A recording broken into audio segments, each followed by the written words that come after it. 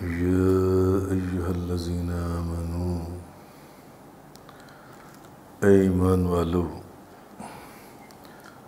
اذا قمتم الی الصلاۃ، جب تم نماز پڑھنے کا ارادہ کرو، فاغسلوا وجوہکم وایدیکم الی المرافق، اور اگر تم بے وضو ہو اپنے چہروں کو اور اپنے ہاتھوں کو کونیوں سمیت دھو لو، وامسحوا برؤوسکم وارجلکم الی الکعبین، اور اپنے سروں کا مسح کرو اور اپنے پاؤں کو ٹخنوں سمیت دھو لو۔ آج آیت نمبر 6 کا بیان ہے۔ اے ایمان والو، جب تم نماز پڑھنے کا ارادہ کرو تو اگر تم بے وضو ہو، یا ایھا الذین آمنوا اذا قمتم الی الصلاۃ فاغسلوا وجوہکم وایدیکم الی المرافق، تو اپنے چہروں کو اور اپنے ہاتھوں کو کونیوں سمیت دھو لو، وامسحوا برؤوسکم وارجلکم الی الکعبین، اور اپنے سروں کا مسح کرو اور اپنے پاؤں کو ٹخنوں سمیت دھو لو۔ اب وضو کے متعلق بیان کیا جا رہا ہے۔ پچھلی آیتوں میں اللہ تعالیٰ نے بتایا تھا کہ کھانے پینے کی چیزوں میں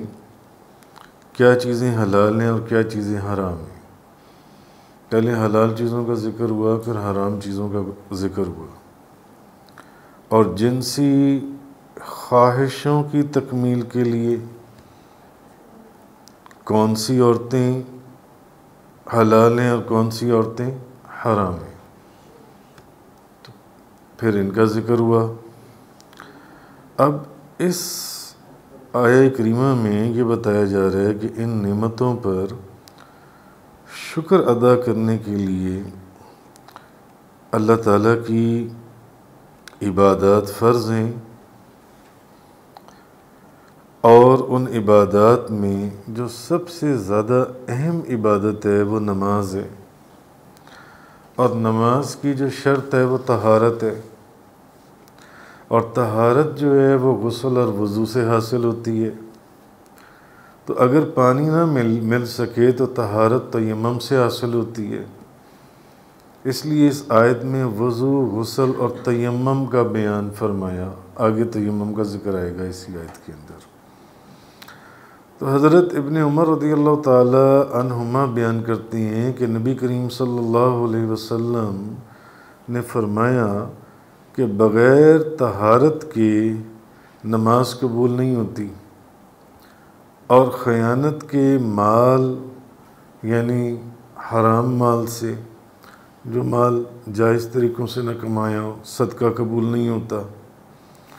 اسی طرح ایک حدیث میں امام احمد بن حنبل روایت کرتی ہیں کہ حضرت جابر بن عبداللہ رضی اللہ تعالی عنہما روایت کرتی ہیں کہ رسول کریم صلی اللہ علیہ وسلم نے فرمایا، جنت کی چابی نماز ہے، اور نماز کی چابی طہارت ہے۔ نماز کی چابی طہارت ہے۔ تو اسی لیے میں نے آپ سے کہا کہ نماز جو سی ہے، نماز کی شرط طہارت ہے، اور طہارت غسل اور وضو سے حاصل ہوتی ہے۔ یا آپ کو غسل کرنا پڑے گا یا آپ کو وضو کرنا پڑے گا۔ تو اب اس آیت کا جو شان نزول ہے، امام بخاری روایت کرتی ہیں کہ حضرت عائشہ صدیقہ طیبہ طاہرہ زاہدہ عابدہ رضی اللہ تعالیٰ عنہ، حضرت عائشہ صدیقہ بیان کرتی ہیں کہ مقام بیضاء میں میرا ہار گر گیا۔ اس کا ذکر پیچھے گزر چکا تھا یمم والے بیان کے اندر، تو میں پھر آپ سے عرض کر دیتا ہوں۔ تو میرا ہار گر گیا۔ تو اس وقت ہم مدینہ منورہ میں داخل ہونے ہی والے تھے، داخل ہو رہے تھے، تو نبی کریم صلی اللہ علیہ وسلم نے اونٹنی کو بٹھا دیا اور اونٹنی سے اتر گئے، ہار کی تلاش کے لیے، کیونکہ ہار گر گیا تھا بی بی عائشہ کے جن سے۔ تو اب وہ ہار کی تلاش میں قافلہ سارا رک گیا وہاں پر جب ہم واپس آ رہے تھے، اور آپ نے میری گود میں سر رکھا اور سو گئے، بی بی عائشہ فرماتی ہیں۔ تو اب صحابہ کرام جو ہیں وہ حضرت ابو بکر صدیق کے پاس گئے اور انہوں نے کہا کہ دیکھو یہ عائشہ کی وجہ سے، بی بی عائشہ آپ کی بیٹی کی وجہ سے سارا کا سارا قافلہ اور نبی کریم صلی اللہ علیہ وسلم کو بھی رکنا پڑ گیا، واپس آ رہے تھے، تھکے ہوئے تھے یا جو بھی وجہ تھی، اور اب جب قریب تھا کہ ہم مدینہ طیبہ کے اندر داخل ہو رہے تھے تو اب اس ہار کے لیے سارے قافلے کو بھی رکنا پڑا، اور نبی کریم صلی اللہ علیہ وسلم کو بھی ایک تکلیف ہوئی۔ تو حضرت ابو بکر آئے اور مجھے مارنے لگے۔ اب چونکہ نبی کریم صلی اللہ علیہ وسلم میری گود میں سر رکھ کر سو رہے تھے تو میں بالکل خاموش رہی، حضرت ابو بکر صدیق رضی اللہ تعالیٰ عنہ کے مارنے کی وجہ سے بھی، کہ کہیں نبی پاک صلی اللہ علیہ وسلم کی آنکھ نہ کھل جائے اور آپ کی نیند سے آپ بیدار ہو جائیں اور آپ کی آرام میں خلل پڑ جائے۔ تو اب مجھے ایک عجیب محسوس ہو رہا تھا۔ تو خیر، تو پھر نبی کریم صلی اللہ علیہ وسلم جب بیدار ہوئے اس وقت صبح ہو چکی تھی، تو گو کہ حضرت ابو بکر صدیق نے مجھے بڑی سخت تکلیف پہنچائی تھی۔ تو آپ فرماتی ہیں نبی پاک صلی اللہ علیہ وسلم بیدار ہوئے، اس وقت صبح ہو چکی تھی، تو پانی کو تلاش کیا گیا تو پانی نہیں ملا۔ تو اس وقت یہ آیہ کریمہ جن سی ہے یہ نازل ہوئی کہ یا ایھا الذین آمنوا اذا قمتم الی الصلاۃ، یعنی اس وقت یہ آیہ کریمہ اس کا نزول ہوا۔ تو حضرت سید بن حضیر نے کہا کہ اے آل ابو بکر، اللہ نے لوگوں کے لیے تم میں برکت رکھی ہے اور تمہارا وجود ان کے لیے محض برکت ہے، کیونکہ اس وجہ سے کہ وہاں بیٹھنا پڑا اور رکنا پڑا تو جونسا یہ آیہ کریمہ بھی نازل ہوئی اور وہ جونسا ہار ہے وہ بھی وہاں پر مل گیا۔ تو یہ تو اس آیت کا شان نزول ہے۔ تو اب وضو جو ہے اس کی وضاحت ہمیں مختلف احادیث سے ملتی ہے کہ وضو جو ہے یہ پہلی شریعتوں میں بھی فرض تھا۔ مثلا بنو اسرائیل کی شریعت میں بھی وضو فرض تھا۔ ایک حدیث ہے، وہ بھی بخاری شریف کی حدیث مبارکہ ہے، کہ امام محمد بن اسماعیل بخاری روایت کرتی ہیں کہ حضرت ابو ہریرہ رضی اللہ تعالی عنہ بیان کرتی ہیں کہ اللہ کے رسول نے فرمایا بنو اسرائیل میں ایک شخص تھا جس کو جریج کہا جاتا تھا۔ بنی اسرائیل میں ایک شخص تھا جس کو جریج کہا جاتا تھا، تو وہ نماز پڑھ رہا تھا، تو اس کی ماں نے آ کر اس کو بلایا، مگر وہ اپنی ماں کے بلانے کے اوپر نہ گیا، نماز کی حالت میں اس کو اور کہا کہ کیا نماز کی حالت میں میں اپنی ماں کو جواب دوں۔ تو اس کی ماں نے اس کو بلایا مگر وہ اپنی ماں کے بلانے پر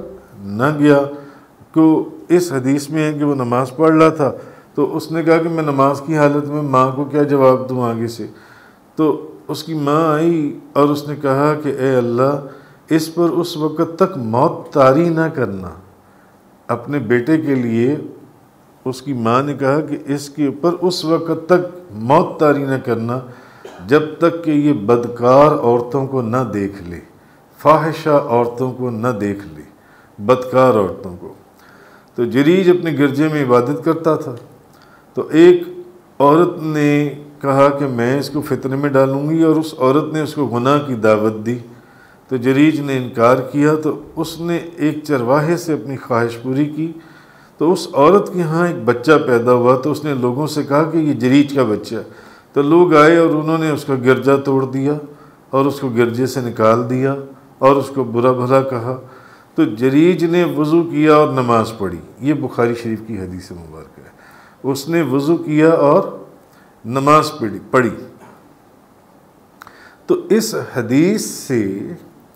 یہ ایک تو وضاحت ہوئی کہ بنی اسرائیل کی شریعت میں بھی وضو جو ان سے فرض تھا، کیونکہ اس حدیث کے اندر ہے کہ اس نے وضو کیا اور نماز پڑھی، تو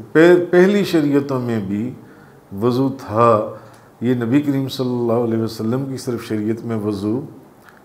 نہیں ہے، پہلی شریعتوں میں بھی وضو موجود تھا۔ اور یہ واقعہ حدیث کا جن سے مختلف حدیثوں کے اندر بھی آیا، اور اس کے اندر اس کی کچھ اور وضاحت بھی ہے، اور حضور داتا گنج بخش نے بھی اس کو اپنی کتاب کشف المحجوب شریف کے اندر لکھا۔ انہوں نے لکھا کہ بنی اسرائیل کے اندر ایک اللہ کا ولی تھا، تو وہ اپنی خانقاہ کے اندر صرف عبادت کرتا رہتا تھا۔ تو اس کی ماں اس سے ملنے کے لیے آئی تو اس نے دروازہ کھٹکھٹایا، تو وہ اس وقت اپنے کیتھیڈرل میں یا چرچ کے اندر عبادت کر رہا تھا، تو اس نے گرجے کا دروازہ نہیں کھولا۔ تو اس کی ماں نے پھر دروازہ کھٹکھٹایا، اس نے نہیں کھولا، اس نے پھر کھٹکھٹایا، اس نے نہیں کھولا۔ تو اس کی ماں نے پھر کہا کہ یا الہ العالمین،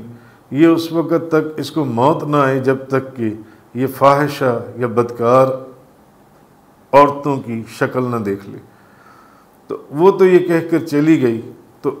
کچھ عرصہ گزرا، تو کچھ عرصہ گزرنے کے بعد ہوا یہ کہ اس شہر کے اسی شہر کے اندر ایک عورت رہتی تھی۔ اس نے یہ جو اللہ کا ولی تھا، اس کے ساتھ ہی یہ اس امت کے اندر، اور نبی پاک صلی اللہ علیہ وسلم نے یہ واقعہ صحابہ کرام کو بتایا۔ دوسری احادیث میں یا روایات میں یہ واقعہ دوسرے طریقے، یہ جو بخاری شریف کی میں نے روایت آپ کے سامنے بیان کی، یہ میں نے صرف اس لیے بیان کی تاکہ آپ کو یہ پتہ چل جائے کہ وضو پہلی شریعتوں میں بھی موجود تھا، کہ اس نے وضو کیا اور نماز پڑھی۔ پھر وہ اس بچے کے پاس آیا۔ مگر اور جو روایات ہیں یا کشف المحجوب میں جس طرح حضور داتا گنج بخش نے فرمایا، تو ان روایتوں میں یہ ایسے آتا ہے کہ اس عورت نے یہ جو اللہ کا ولی تھا، حضور نے فرمایا صحابہ کرام کو میں تمہیں بنی اسرائیل کے ایک اللہ کے ولی کا واقعہ سناتا ہوں، کہ اس کی ماں اس سے ملنے آئی اور اس نے دروازہ کھٹکھٹایا، اس کی عبادت گاہ کا، اس چرچ کا، اس گرجے کا، مگر اس نے دروازہ نہیں کھولا۔ 3 دفعہ اس نے دروازہ کھٹکھٹایا، اس نے نہیں کھولا۔ تو اس کی ماں نے کہا کہ اس کو اس وقت تک موت نہ آئے جب تک یہ بدکار اور فاحشہ عورتوں کا منہ نہ دیکھ لے۔ تو ہوا کیا اس کے بعد کہ کچھ عرصہ گزرا، تو اس کے شہر کی ایک عورت نے اس اللہ کے ولی کے ہمسائے میں نزدیک ہی ایک چرواہا رہتا تھا، اس عورت نے اس سے زنا کیا، اور اس زنا کی وجہ سے اس کے ایک بچہ ہوا۔ اب جب بچہ ہوا تو اب اس عورت کے اوپر جب الزام لگا اور پوچھا، تو بادشاہ کے پاس یہ واقعہ گیا اس علاقے کے کہ بھئی اس عورت نے یہ بچہ جنا ہے، تو یہ بچہ ہے کس کا؟ اب اس عورت کو بلایا گیا، تو اس علاقے کے اندر چونکہ ہر دور کے اندر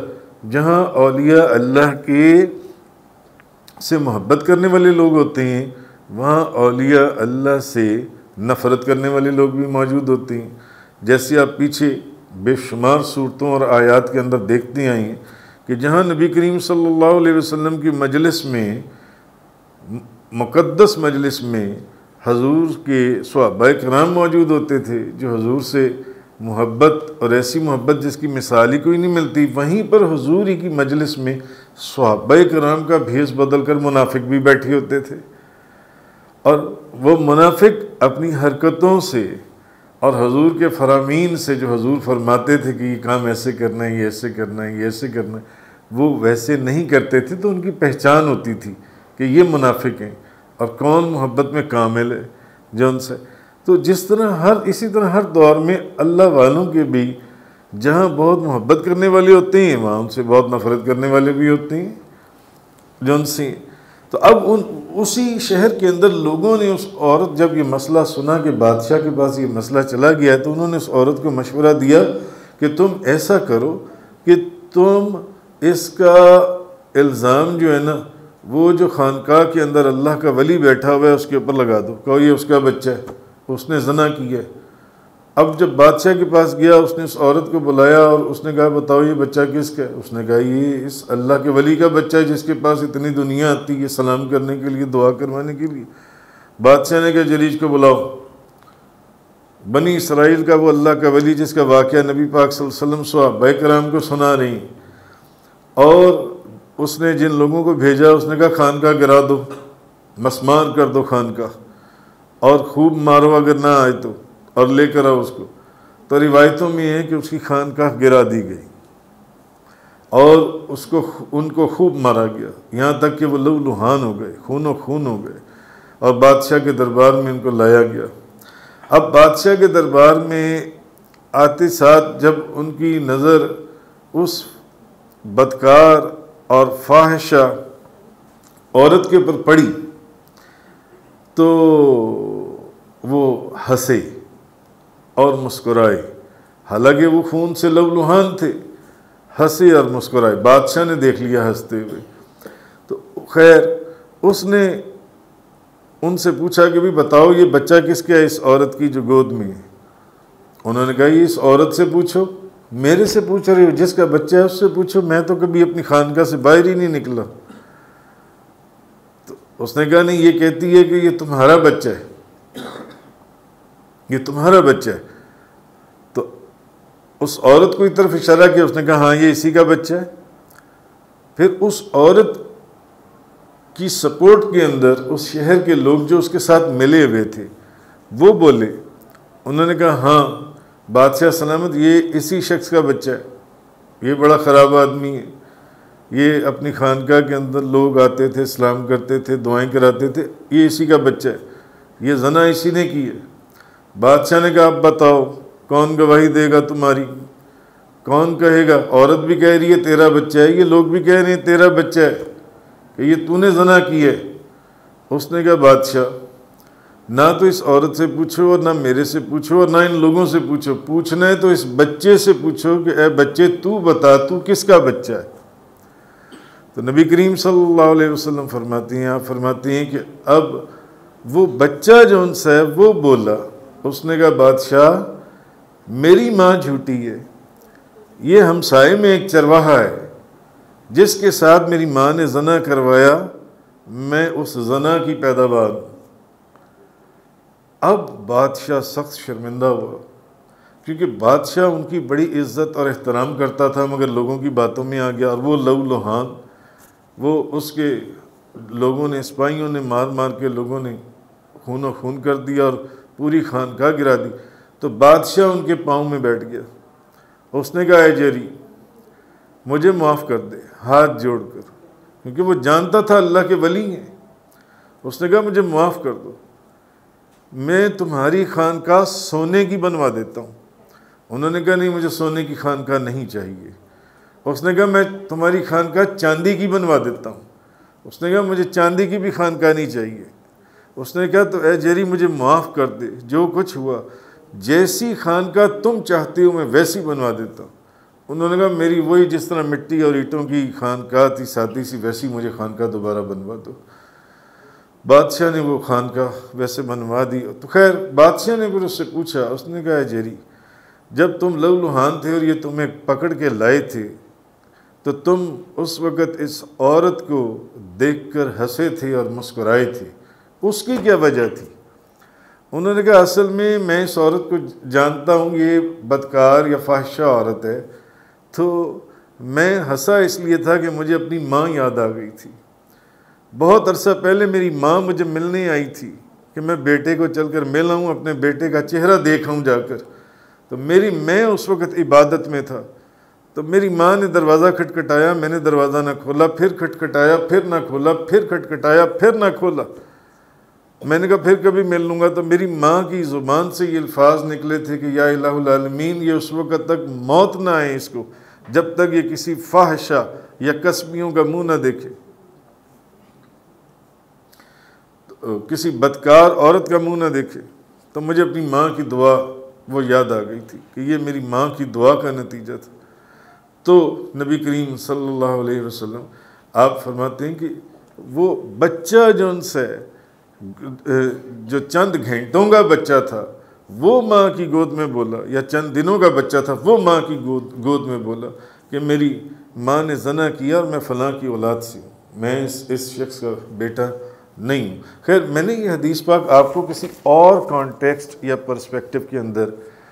بیان کی تھی کہ اصل میں جو پہلے میں نے بخاری شریف کی حدیث بیان کی اس میں یہ ہے، اس حدیث کے اندر کہ جری نے وضو کیا اور نماز پڑھی، تو نماز پہلی امتوں کے اندر وضو جو ہے یہ پہلی امتوں کے اندر بھی وضو جن سے یہ فرض تھا، کیونکہ جریج نے وضو کر کے نماز پڑھی تھی۔ امام عبد المالک بن حشام روایت کرتے ہیں، امام ابن اسحاق نے کہا مجھے بعض اہل علم نے یہ حدیث بیان کی کہ جب رسول اللہ صلی اللہ علیہ وسلم پر نماز فرض ہوئی تو آپ کے پاس جبریل آئے، وہ اس وقت مکہ کی بلند وادی پر تھے، انہوں نے وادی پر اپنی ایڑی ماری تو اس سے ایک چشمہ پھوٹ پڑا، تو جبریل علیہ السلام نے وضو کیا اور نبی پاک صلی اللہ علیہ وسلم جبریل کو وضو کرتے دیکھتے رہے کہ وہ نماز کے لیے کس طرح وضو کرتی ہیں، پھر نبی کریم صلی اللہ علیہ وسلم نے اسی طرح وضو کیا جس طرح جبریل علیہ السلام نے وضو کیا تھا، پھر جبریل علیہ السلام نے کھڑے ہو کر نماز پڑھائی اور نبی کریم صلی اللہ علیہ وسلم نے ان کے ساتھ نماز پڑھی، پھر جبریل علیہ السلام لوٹ گئے اور نبی کریم صلی اللہ علیہ وسلم حضرت خطیجہ کے پاس آئے، پھر آپ نے حضرت خطیجہ کو وضو کر کے دکھایا کہ نماز کے لیے کس طرح وضو کرتے ہیں جس طرح آپ کو جبریل علیہ السلام نے دکھایا تھا، پھر حضرت خدیجہ نے وضو کیا جس طرح رسول اللہ صلی اللہ علیہ وسلم نے وضو کیا تھا، پھر رسول اللہ صلی اللہ علیہ وسلم نے حضرت خدیجہ کو اس طرح نماز پڑھائی جس طرح جبریل نے نماز پڑھائی تھی۔ تو یہ وضو کے متعلق میں نے آپ کو یہ حدیث جو سی ہے بیان کی۔ تو حضرت ابو ہریرہ، آپ ترمذی شریف کی حدیث ہے، صحیح مسلم کے اندر بھی ہے، رسول اللہ صلی اللہ علیہ وسلم نے فرمایا کہ جب بندہ مسلم یا مومن وضو کرتا ہے تو وہ جب چہرے کو دھوتا ہے تو پانی کے قطروں کے ساتھ اس کے چہرے سے ہر وہ گناہ دھل جاتا ہے جو اس نے آنکھوں سے کیا تھا۔ وضو کی یہ برکت نبی کریم صلی اللہ علیہ وسلم نے بیان فرمائی کہ جب بندہ مومن وضو کرتا ہے تو وہ جب چہرے کو دھوتا ہے تو پانی کے قطروں کے ساتھ اس کے چہرے سے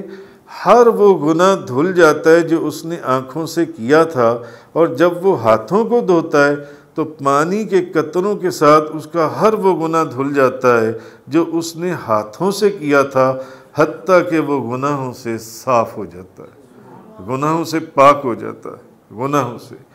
اور اسی طرح اور وضو کے متعلق بے شمار احادیث مبارکہ آئیں۔ تو اصل اس آیہ کریمہ کا مطلب یہ ہے کہ جب تم نماز پڑھنے کا قصد کرو اور اس وقت تم بے وضو ہو تو تم پر وضو کرنا فرض ہے، نماز کے لیے تمہیں وضو کرنا پڑے گا، اور جب کوئی شخص باوضو ہو تو اس پر نماز پڑھنے کے لیے دوبارہ وضو کرنا واجب نہیں ہے، وہ ایک وضو سے کئی نمازیں پڑھ سکتا ہے۔ یہ علیحدہ بات ہے کہ ہر نماز کے لیے نیا وضو کرنا مستحب ہے، ایک وضو سے وہ کئی نمازیں پڑھ سکتا ہے۔ امام مسلم رضی اللہ تعالیٰ عنہ، آپ بن حجاج شہری، آپ روایت کرتے ہیں، حضرت بریدہ رضی اللہ تعالیٰ عنہ بیان کرتی ہیں کہ نبی کریم صلی اللہ علیہ وسلم نے فتح مکہ کے دن کئی نمازیں ایک وضو کے ساتھ پڑھی۔ بھئی اگر آپ کا وضو نہیں ٹوٹا اور آپ نے فجر کی نماز پڑھی تھی اور ابھی تک وضو ہے تو آپ ظہر کی نماز پڑھ لیں، اور ابھی بھی وضو ہے تو آپ عصر کی نماز پڑھ لیں، آپ مغرب کی پڑھ لیں، آپ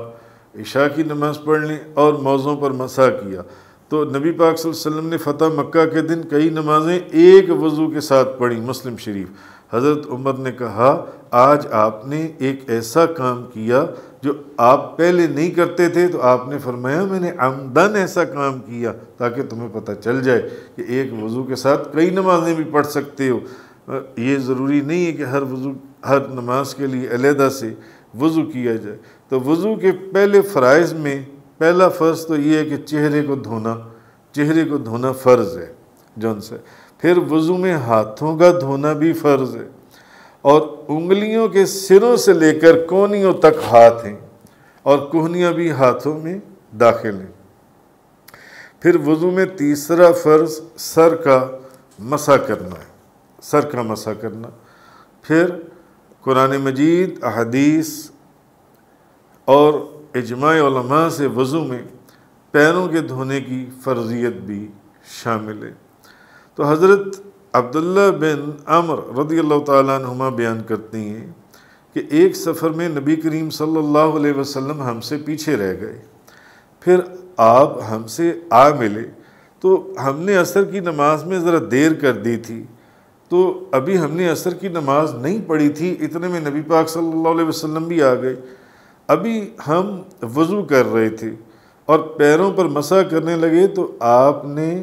بلند آواز سے 2 یا 3 مرتبہ فرمایا، ایڑیوں کے لیے آگ کا عذاب ہے، ایڑیوں کے لیے آگ کا عذاب ہے۔ مطلب یہ تھا کہ جن ایڑیوں کو دھویا نہ گیا ہو ان کو آگ کا عذاب ہوگا، ان ایڑیوں کو۔ تو پاؤں کا دھونا بھی وضو کے اندر فرض ہے، پاؤں کو بھی دھونا پڑے گا جن سے وضو کے اندر۔ اور امام شافعی رحمۃ اللہ علیہ کے نزدیک وضو سے پہلے وضو کی نیت کرنا بھی فرض ہے۔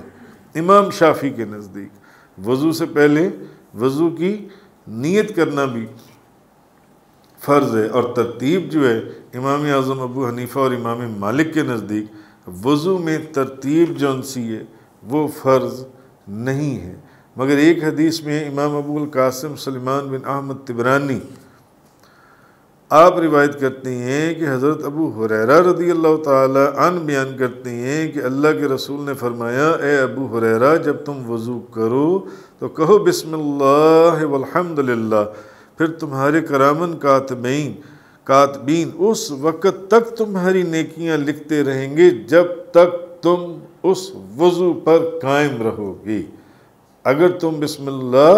الحمدللہ، بسم اللہ والحمدللہ پڑھ لو، اس وقت تک تمہارے کرامن کاتبین تمہاری نیکیاں لکھتے رہیں گے جب تک تمہارا وضو قائم رہے گا۔ اور وضو کے اندر مسواک کرنی چاہیے، اور لکڑی کی اگر مسواک نہ ہو تو انگلی سے آپ دانتوں کو اچھی طرح صاف کر لیں، سنت پوری ہو جائے، یا برش سے دانت صاف کرنے سے بھی سنت ادا ہو جاتی ہے۔ تو حضرت ابو ہریرہ رضی اللہ تعالی عنہ بیان کرتے ہیں کہ نبی پاک صلی اللہ علیہ وسلم نے فرمایا، اگر مجھے اپنی امت پر دشوار نہ ہوتا تو انہیں ہر نماز کے وقت مسواک کرنے کا حکم دیتا۔ اگر انہیں مشکل نہ ہوتا ہر نماز کے ساتھ مسواک کرنے کا حکم دیتا۔ اس لیے آپ غور کریں، بزرگان دین تقریباً ہر نماز کے اس سے پہلے ضرور آپ کو مسواک کرتے ہوئے نظر آئیں گے کہ جو نماز مسواک کے ساتھ پڑھی گئی ہو اس کو، جو نماز مسواک کر کے پڑھی گئی ہو اس نماز اس کو نبی کریم صلی اللہ علیہ وسلم اس نماز پر 70 درجہ فضیلت دیتے تھے جو مسواک کے بغیر پڑھی گئی ہو۔ یعنی جو مسواک کر کے نماز پڑھی گئی ہو وہ مسواک کے بغیر پڑھی گئی نماز سے 70 گنا زیادہ اس کو فضیلت دی گئی ہے۔ نبی کریم صلی اللہ علیہ وسلم نے اس کو فضیلت دی۔ تو کلی کرنا، ناک میں پانی ڈالنا اور پورے سر کا مسح کرنا سنت ہے۔ حضرت ابن عباس رضی اللہ تعالیٰ عنہما بیان کرتے ہیں کہ رسول اللہ صلی اللہ علیہ وسلم نے اپنے کانوں کا مسح کیا اور کانوں کے اندر اپنی انگلیاں ڈالیں اور کانوں کی پشت پر اپنے انگوٹھے رکھے اور کانوں کے ظاہر اور باطن پر مسح کیا۔ اور حضرت عثمان بن عفان بیان کرتے ہیں کہ نبی کریم صلی اللہ علیہ وسلم داڑھی شریف میں بھی خلال کرتے تھے۔ اور حضرت عائشہ صدیقہ رضی اللہ تعالی عنہا بیان کرتی ہیں کہ اللہ کے رسول ہر کام میں دائیں طرف سے ابتدا کرنا حضور کو پسند تھا، یہاں تک کہ یعنی آپ وضو میں جب کریں گے دایاں ہاتھ پہلے، پھر بایاں ہاتھ، پاؤں دھوئیں گے تو پہلے دایاں پاؤں پھر بایاں پاؤں۔ تو حضرت عائشہ رضی اللہ تعالی عنہا بیان کرتی ہیں کہ رسول اللہ صلی اللہ علیہ وسلم کو ہر کام میں دائیں طرف سے ابتدا کرنا پسند تھا۔ حضور پسند کرتے تھے کہ جس چیز کا بھی آغاز کیا جائے اس کو دائیں طرف سے کیا جائے، حتیٰ کہ جوتی پہننی ہو تو دائیں، کنگھی کرنے میں دائیں طرف، وضو کرنے میں، اور تمام کاموں میں بی بی عائشہ فرماتی ہیں۔ تو وضو کے متعلق اسی طرح حضرت ابن عباس رضی اللہ تعالیٰ عنہما بیان کرتے ہیں کہ نبی کریم صلی اللہ علیہ وسلم کے وضو ٹوٹنا یا نہ ٹوٹنا، نبی کریم صلی اللہ علیہ وسلم سجدے میں سوئے ہوئے تھے، یہاں تک کہ آپ نے خراٹے لیے،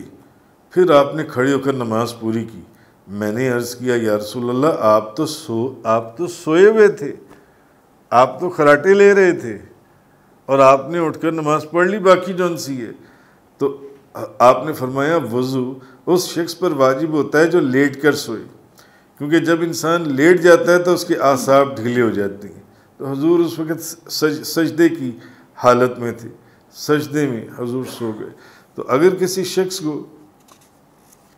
لیٹے ہوئے نیند آ جائے یا کسی چیز سے اس طرح ٹیک لگائے ہوئے نیند آ جائے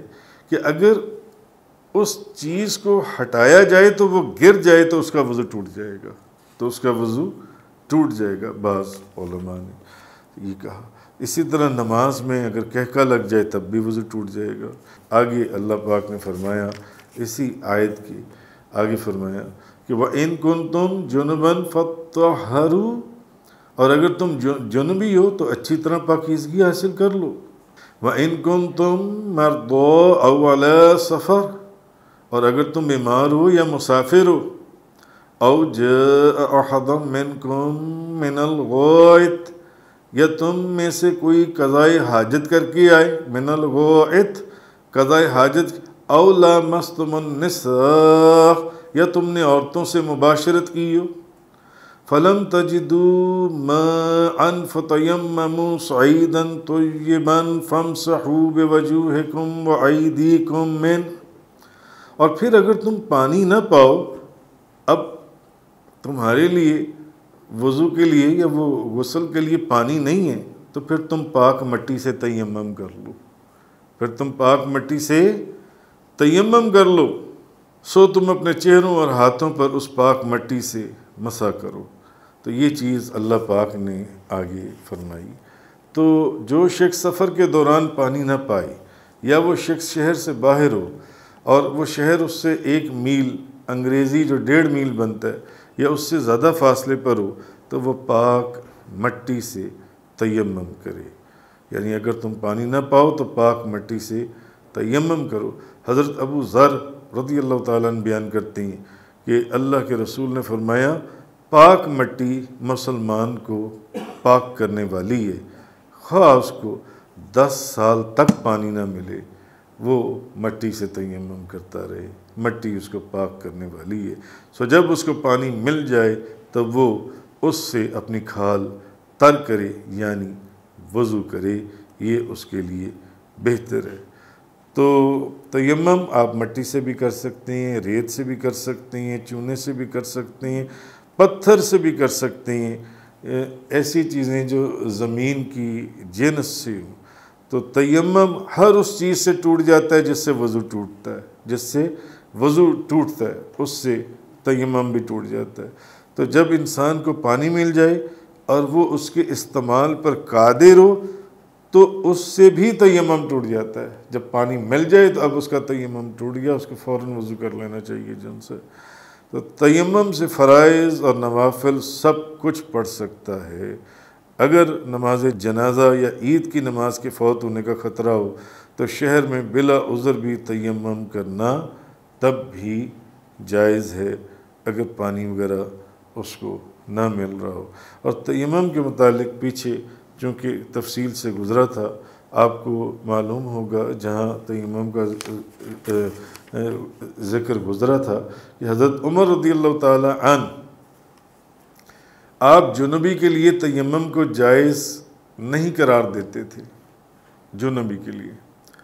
تو حضرت عمار بن یاسر رضی اللہ تعالی عنہ نے ایک حدیث کی بنا پر حضرت عمر رضی اللہ تعالی عنہ سے بھی اختلاف کیا۔ مثلا امام بخاری روایت کرتے ہیں، آپ فرماتے ہیں عبد الرحمن بن عبزی بیان کرتے ہیں کہ ایک شخص نے آ کر حضرت عمر سے پوچھا میں جنبی ہو گیا اور مجھے پانی نہیں ملا۔ تو اب حضرت عمر رضی اللہ تعالی عنہ جو ان سے وہ فرماتے تھے کہ جنوبی کے لیے تیمم جو ہے وہ جائز نہیں ہے، اس کو غسل کرنا ہی پڑے گا جنوبی کو جن سے، تیمم سے وہ کوئی نماز وغیرہ نہیں پڑھ سکتا۔ تو حضرت عمار بن یاسر نے حضرت عمر بن خطاب سے کہا کیا آپ کو یاد نہیں ہے کہ میں اور آپ ایک سفر میں تھے اور ہم دونوں جنوبی ہو گئے، میں بھی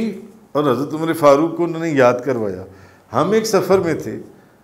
آپ بھی جنوبی ہو گئے، میں بھی جنوبی ہو گیا، آپ نے تو نماز نہیں پڑھی مگر میں زمین میں لوٹ پوٹ ہو گیا اور میں نے نماز پڑھ لی، یعنی میں نے مٹی کے ساتھ مٹی اپنے پورے جسم کے اوپر مل لی۔ تو پھر میں نے نبی کریم صلی اللہ علیہ وسلم سے اس کا ذکر کیا تو نبی پاک صلی اللہ علیہ وسلم نے فرمایا کہ تمہیں اس طرح کر لینا کافی تھا۔ پھر نبی کریم صلی اللہ علیہ وسلم نے اپنی ہتھیلیاں زمین پر ماری اور ان کو جھاڑا، اور پہلے چہرے کے اوپر اور پھر بازوؤں کا انہوں نے تیمم کر کے دکھایا۔ تم پورے جو زمین کے اوپر لوٹ پاٹ ہو گئے اور تم نے مٹی مل لی، تم صرف اتنا کر لیتے کہ مٹی کے اوپر ہاتھ مار کر جو تیمم کا طریقہ ہے چہرے اور کوہنیوں تک پورے ہاتھ جون سے ان کو تم تیمم کر لیتے۔ تو انہوں نے حضرت عمر فاروق کو وہ بات حضرت عمار بن یاسر نے یاد کروائی۔ انہوں نے کہا کہ آپ کو نہیں یاد کہ ایک سفر میں بھی جنوبی ہوا تھا اور آپ بھی جنوبی ہوئے تھے، میں نے تو نماز پڑھ لی تھی اور میں نے نبی پاک صلی اللہ علیہ وسلم کو بتایا بھی اور حضور نے کچھ بھی نہیں فرمایا، حضور نے فرمایا اتنا کیا تم اتنا ہی کر لیتے جون سا ہے۔ تو اس کا مطلب ہے کہ جنوبی جون سا ہے وہ بھی تیمم کر سکتا ہے۔ تو شقیق بن سلمہ کہتے ہیں کہ میں حضرت عبداللہ بن مسعود اور حضرت ابو موسیٰ کے پاس بیٹھا ہوا تھا، تو حضرت ابو موسیٰ نے حضرت ابن مسعود سے پوچھا کہ جب ایک شخص جنوبی ہو اور اس کو پانی نہ ملے تو وہ کیا کرے؟ اپنی بیوی کے پاس چلا گیا، وہ اب جنوبی ہے، جو عمل زوجیت ہے، تو اب وہ یعنی پانی نہ ملے تو وہ کیا کرے؟ انہوں نے پوچھا، حضرت ابن مسعود سے پوچھا کہ جب ایک شخص جنوبی ہو اور اس کو پانی نہ ملے تو پھر وہ کیا کرے؟ حضرت ابن مسعود نے فرمایا جب تک پانی نہ ملے وہ نماز نہ پڑھے، جب تک پانی نہ ملے۔ یعنی وہ بھی جو جیسے حضرت عمر فاروق کا وہ ایک تھا معاملہ، انہوں نے بھی یہی کہا کہ نہیں وہ نماز نہ پڑھے۔ تو حضرت ابو موسیٰ نے کہا حضرت عبداللہ بن مسعود کو، اب حضرت عبداللہ بن مسعود اور حضرت عمر فاروق یہ اکابر صحابہ کرام میں سے ہیں جن سے، تو حضرت ابو موسیٰ نے کہا کہ پھر آپ حضرت عمار والی حدیث کا کیا جواب دیں گے؟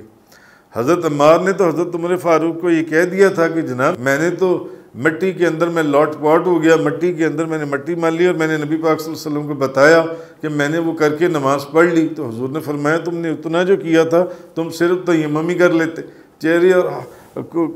ہاتھوں کے اوپر کونیوں تک انگلیوں سے لے تم مٹی کا جو تیمم کا طریقہ ہے۔ تو انہوں نے کہا کہ انہوں نے حضرت عبداللہ بن مسعود کو آگے سے کہا، انہوں نے کہا کہ پھر آپ حضرت عمار والی حدیث کا کیا جواب دیں گے؟ تو حضرت عبداللہ بن مسعود نے کہا کہ کیا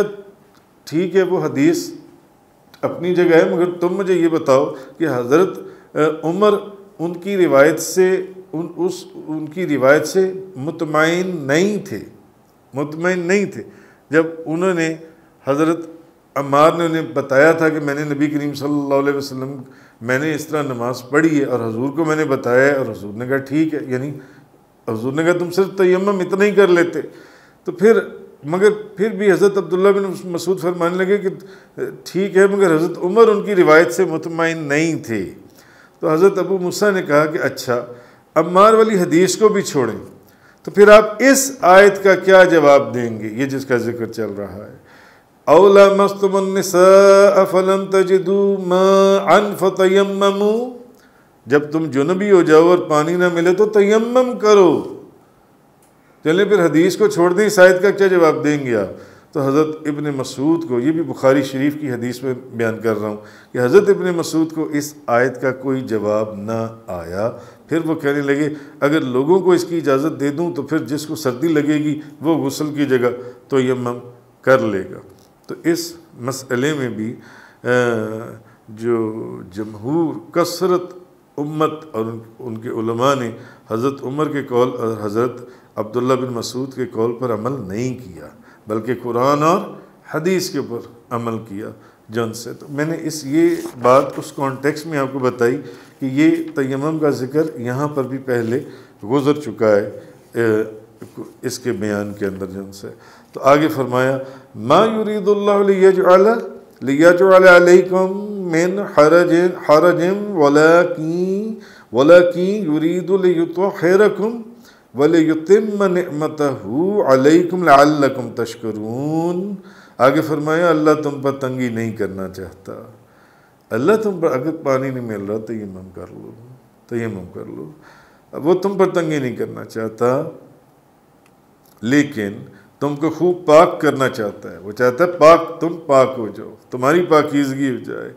تاکہ وہ تم پر اپنی نعمت کو پورا کر دے تاکہ تم شکر ادا کرو. صدق اللہ تعالی و بلغ رسول اللہ صلی اللہ علیہ وسلم. تفسیر قرآن کا یہ لیکچر انگلش میں سننے کے لیے براہ کرم ڈسکرپشن میں موجود لنک پر کلک کریں.